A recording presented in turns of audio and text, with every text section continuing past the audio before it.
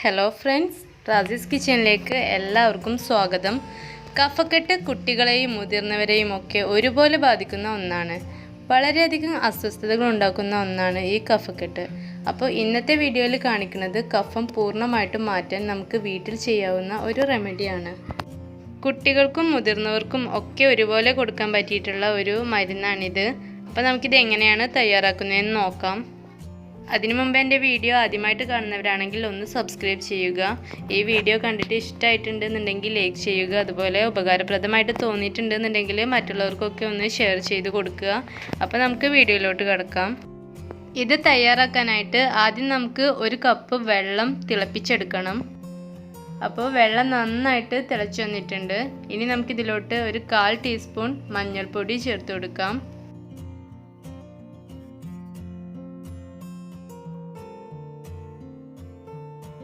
കഫക്കെട്ടിന് ഉത്തമ പരിഹാരമാണ് മഞ്ഞൾ. ഒരു 3-4 ദിവസം ഞാൻ ഈ വീഡിയോയിൽ പറയുന്നത് പോലെ നിങ്ങളിത് കഴിച്ചിട്ടുണ്ടെന്നുണ്ടെങ്കിൽ നമുക്ക് കഫക്കെട്ടിനെ വേരോടുകൂടി തന്നെ ഇല്ലാതാക്കാം. ഇനി ഇതൊന്ന് ചൂടാറിയ ശേഷം നമുക്കൊരു ഗ്ലാസ്സിലോട്ട് മാറ്റാം. എന്നിട്ട് ചെറു ചൂടോട് കൂടിയിട്ട് നമുക്കിത് ഇടയ്ക്കിടയ്ക്കായിട്ട് ഇത് കുടിക്കാം. ഒരു 3-4 ദിവസം തുടർച്ചയായിട്ട് ഇങ്ങനെ ഇടവിട്ട് നമ്മളിത് കുടിക്കുകയാണെന്നുണ്ടെങ്കിൽ നമ്മുടെ കഫക്കെട്ട് എന്തായാലും മാറും.